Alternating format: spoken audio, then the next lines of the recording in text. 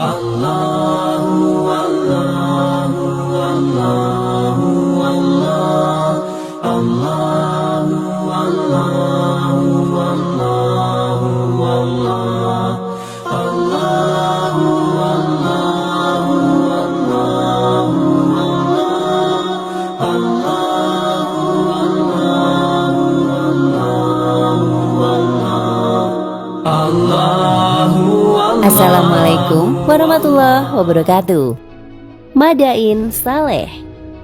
Mungkin kita jarang mendengar istilah tersebut, tapi tidak sedikit dari umat Islam yang ingat kisah azab yang diberikan oleh Allah Subhanahu wa taala terhadap kaum atau bangsa Samud yang ingkar terhadap ajaran Nabi Saleh sebagaimana diceritakan dalam kitab suci Al-Qur'an.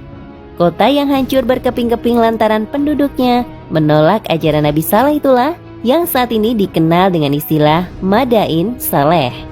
Madain Saleh berasal dari bahasa Arab yang berarti kota Saleh. Adalah sebuah kota kuno yang letaknya berada di bagian utara Hijaz. Berada sekitar 25 km dari kota Al-Ula. Madain Saleh dulu dihuni oleh kaum Samud dan Nabatea. Mereka hidup sejak 3000 tahun sebelum Masehi. Hidup antara zaman Nabi Nuh alaihi salam hingga zaman Nabi Musa alaihi salam.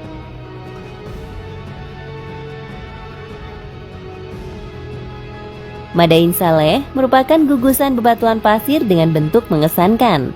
Terdiri dari bukit-bukit pasir beragam warna, dari merah, kuning, hingga putih. Bukit-bukit dipahat menjadi bentuk rumah dengan arsitektur mirip peninggalan Yunani dan Romawi kuno. Total ditemukan 132 pahatan-pahatan di bukit-bukit yang digunakan untuk berbagai fungsi seperti rumah, tempat pemujaan, serta makam.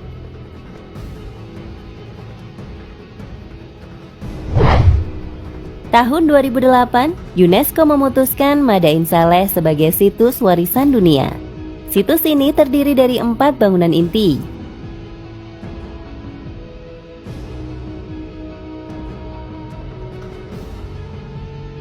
Bangunan inti pertama disebut Qasr Albin atau istana yang diperuntukkan untuk putri-putri raja.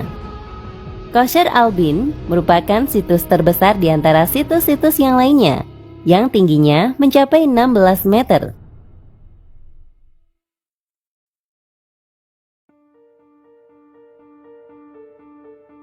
Bangunan kedua adalah Al-Diwan. Diwan adalah sebuah batu besar dan tinggi yang bagian tengahnya dilobangi segi 4. Ukurannya 12,8 kali 9,8 meter dengan tinggi 8 meter. Tempat ini digunakan untuk upacara-upacara keagamaan dan tempat berkumpulnya masyarakat setempat kala itu.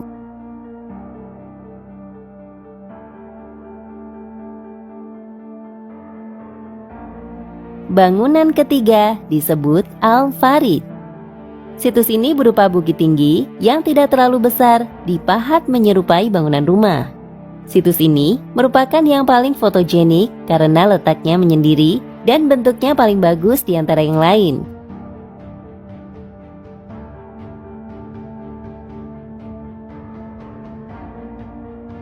Dan situs keempat adalah area C, di mana di sana terdapat batu yang bentuknya tidak terlalu besar dan ada 2 kuburan di dalamnya. Dan seperti bangunan-bangunan yang lain, bagian depannya dipahat menyerupai rumah.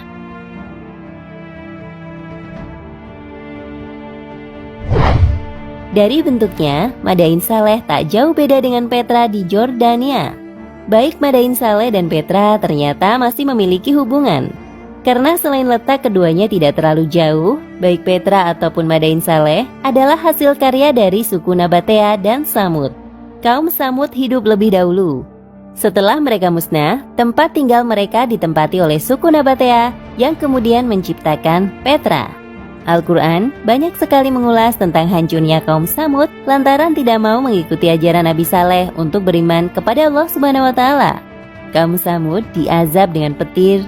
Semua penduduknya mati dan menyisakan sedikit bangunan yang tertinggal yang bisa disaksikan sampai sekarang.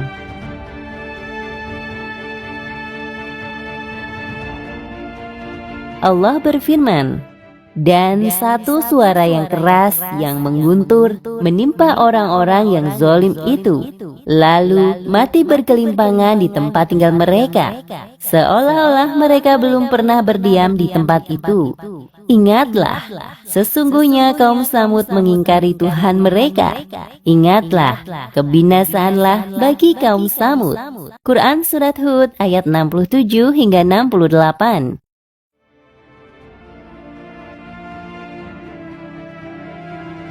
Al-Quran pun telah menyebutkan bahwa kaum ini ahli paha dan ukir batu-batu besar. Kamu dirikan istana-istana di tanah-tanah yang datar, dan kamu pahat gunung-gunungnya untuk dijadikan rumah. Maka ingatlah nikmat-nikmat Allah, dan janganlah kamu merajalela di muka bumi, membuat kerusakan. Quran Surat Al-A'raf ayat 74.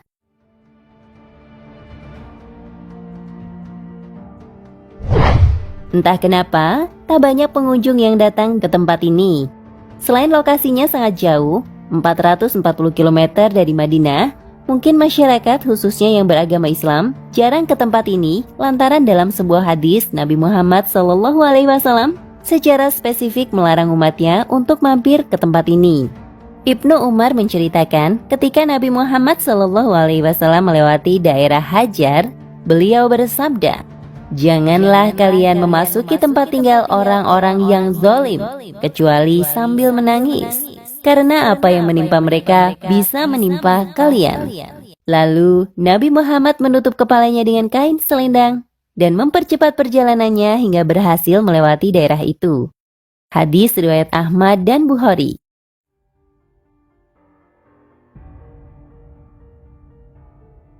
Namun, pemerintah Arab Saudi saat ini mulai serius mempromosikan Madain Saleh sebagai destinasi wisata. Selain sudah membangun infrastruktur berupa jalan yang mulus, fasilitas di kawasan itu mulai dilengkapi. Misalnya, membangun semacam penginapan untuk para pelancong di sekitar lokasi Madain Saleh.